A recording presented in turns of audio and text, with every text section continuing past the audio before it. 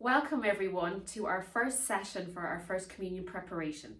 Okay, you remember here is Father Diarmuid with me, and for the next 10 minutes we are going to touch on the key aspects of family, and that's our theme for our first session here. So Diarmuid, what would you say is the role of the family? Sometimes people ask me, Louise, why did I want to be a priest? And I would always credit my family, that everything I have and everything I am and everything I've become in my life, it is based on my mother and my father and my brother. I quite a small family. So I think the role of my family has always been, I've always felt loved there. I've always felt supported. I've always felt protected. When I feel I'm in trouble, even still, and I'm 55 years of age. You would But if I'm still in, thank you, Louise, if I'm in trouble, I tend to go home. I tend to go back to, I know my mother and father aren't there anymore, but I tend to go back to the place where I come from and my own family home. And I suppose more than anything too, I feel accepted. They understand me there. So I think the main role of my family, and I suspect your family, is to love and to accept and to understand you.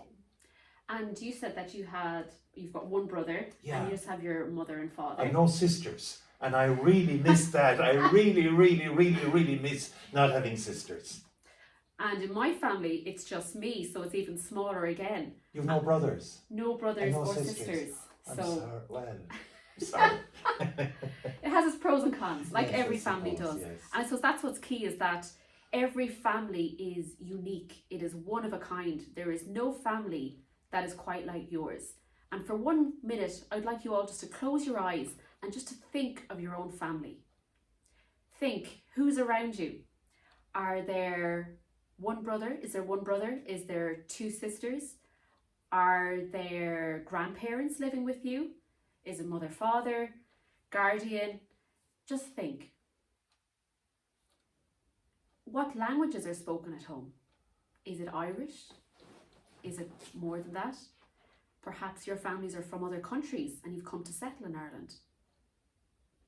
So no matter how different our families are, we all have the same goals that Father Diarmuid spoke about: to accept, protect, love and support.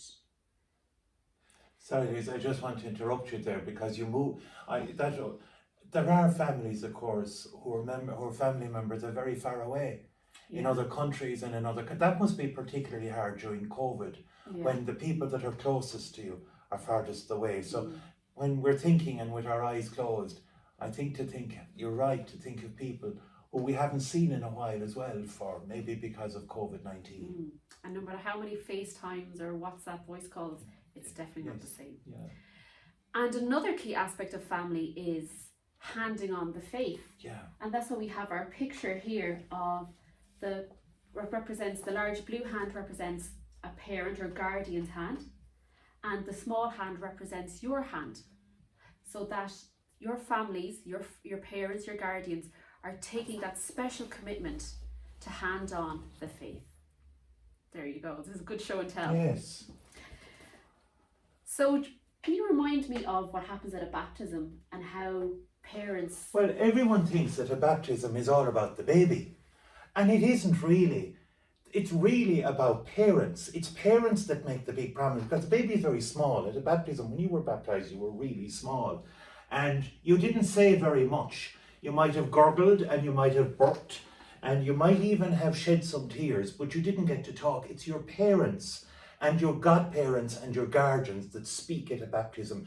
And what they said at your baptism, what your mum and dad or your guardian, your godparents said at your baptism when you were a baby, they said that they would hand on the faith to you.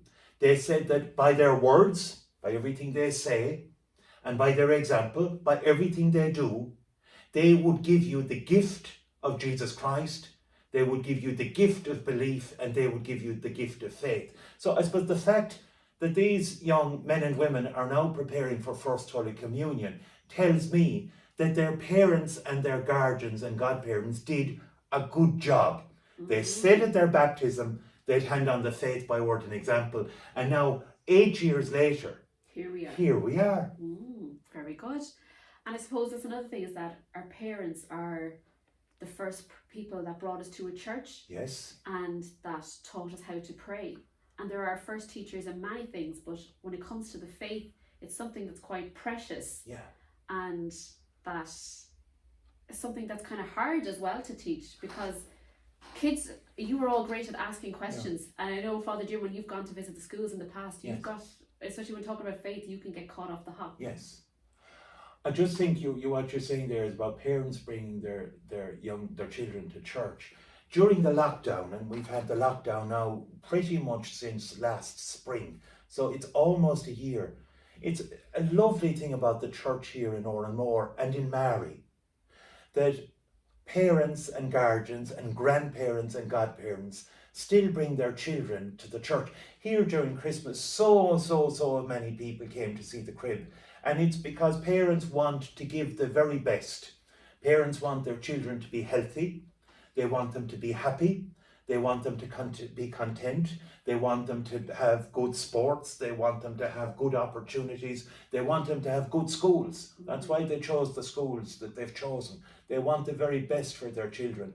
So parents, godparents and grandparents also choose to hand on this most precious gift, which is the gift of knowing Jesus Christ. It would be an awful dark and dim world if we didn't know Jesus Christ, if we didn't know God. In this time of COVID, if we didn't have God, sure, who would we have and where would we go? So parents are giving something that is really, really precious to their children, to their sons and daughters. They're giving them the gift of knowing Jesus Christ. Well said. And for each of our sessions, we are going to look at a Bible story. So our Bible story for this session is when Jesus was about 12 years old and he got lost in the temple. And there's only this story and when Jesus was born. They're the only stories we have of his childhood in the Bible. So I think that says to us that it's an important event, and it can show us a lot of the role of a family as well. And I always say that when we think of the Holy Family, we think of them maybe as perfect, that never a mistake was made, or nothing ever bad ever happened to them. But when we see of Jesus getting lost in the temple, we can kind of relate to that, because I'm sure at least one or two of you, I know I got lost at some stage when I was young, and I can relate to Mary's fear. I can relate to that constant. I can even relate to when my mum had to search and search and search, and that relief of when she found me. And I think that's important to realise that they were a family just like ours, and we can relate to them in this small little way. So Diarmuid has the text of the Bible story. I think that's really important, that we hear in the Gospel, the story of Jesus Christ, that Jesus was born, and we heard about Bethlehem, and we heard about the shepherds, and we heard about the wise men. Then we hear nothing else about Jesus in the Gospel until he was 12. And when this story is over, we don't hear about him again until he was 30. So it must be an important story. So this is the story. When Jesus was 12 years old, he travelled up to Jerusalem from Nazareth to celebrate the big feast of Passover with all his family and all his friends. After the big festival, his parents left for home. But they did not know that Jesus stayed in the city. They thought he was with the relations, with other people, and that he was safe. So they headed off home, but they forgot Jesus. They left him on his own in Jerusalem. It was a full day before they realized he was missing. Again, they thought he was with his relations. So what did they do? They went back to Jerusalem, and obviously, because they were his mother and father, they went looking for him. It took 3 full days to find him, because Jerusalem is a huge city. And where did they find him? They found him sitting in the temple, listening to the teachers there. When his parents found him, they were amazed. His mother was a bit annoyed, and she said, "My son, why have you done this to us? My father and yourself have been very worried, and for 3 days we've been searching for you."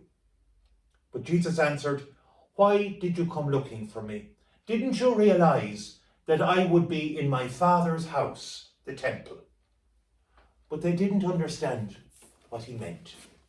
And he went down then home to Nazareth, and he lived there and grew in wisdom, age, and grace. Amen. And that text of the Bible story, we're going to put it up on our parish website. We're going to have a separate section, and you'll see that story will be Louise, there. I'm going to interrupt you. Why is that story important? That story is important for me, is that it shows how normal and how vulnerable that they were, and that Mary could get annoyed. Yeah. You know, and again, I suppose most of the stories we hear about Mary, she's very solemn. Like even when the angel in the Annunciation came to visit her, we don't really see much emotion as such. There's no oblivious person. And there's obviously emotion there for 3 days of anxiety and worry. But also, I think it's important that they looked for him, and they searched for him, and they kept searching for him, and they searched for him until they found him. And I suppose that's important for me, and I know you got lost when you were young, and I got lost, even though where I'm from is a very small place. I managed to get lost, not for 3 days, but for 1 full day I went missing. Yeah, I knew where I was, but my parents didn't know where I was. But they searched and searched and searched for me. And I think that's really important to know. If you ever go missing, stay where you are, and your parents, your guardians, your godparents, your grandparents, and me if necessary, will come searching for you. You will never ever be left lost. You will always be found. Very good. Well said. So we're going to draw our first session to a close.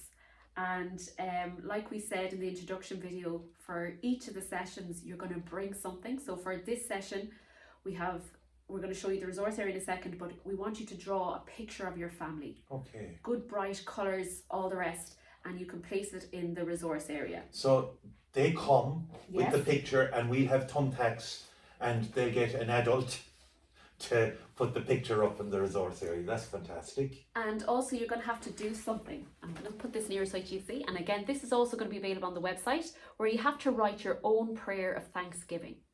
Okay? What's a prayer of thanksgiving?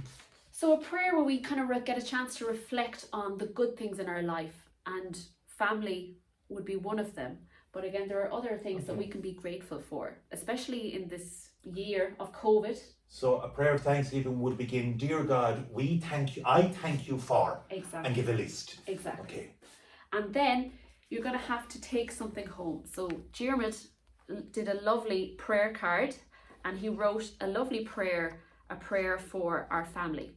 And you can take that home with you, and you can use it during the year.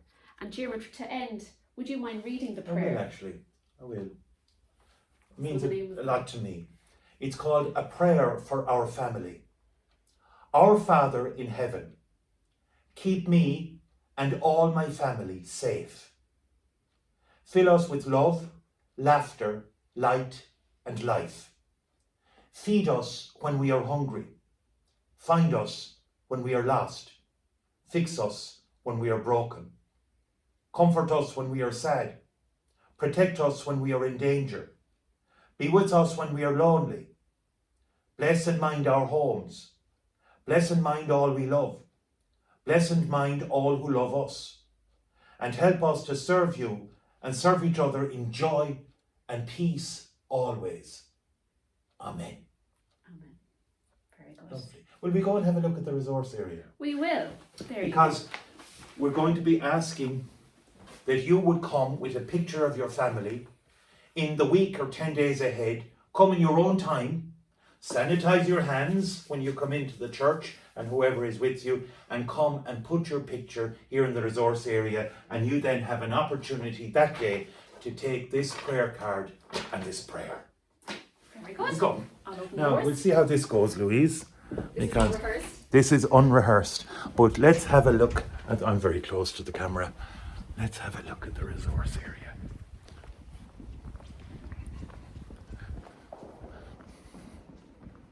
So we're walking through the church in Oranmore. You'll know the church. The crib is still up. I think the crib is going to be taken down today. And we've come to the resource area, and you'll see that it's just inside the door. So this is the front door. This is the door you come in. And there's the church. And all this area here is for you.